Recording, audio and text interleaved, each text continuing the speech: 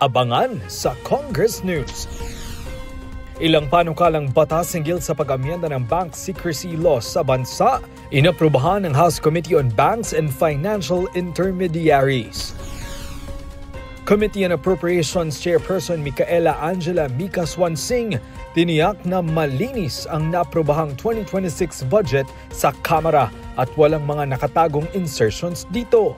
Nakita niyo po yan, lahat po ng deliberasyon ng BARC patungkol sa mga abyenda. Bukas po yan, naka-livestream yan, almost 20 hours po yan. So sa parte ng Kongreso, wala na po kaming, masasabi ko, and I can vouch for it, wala pong insertions, wala pong mga nakatago na ipinasok. Malinaw po yan, pinakita po namin yan kung paano po dininig.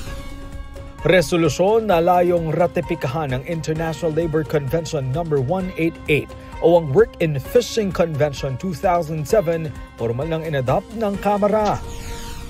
At Kamara, malugod na tinanggap ang International Atomic Energy Agency naturang pagbisita, dagdag puwersa sa pagtutulak ng Pilipinas sa matatag na nuclear energy program.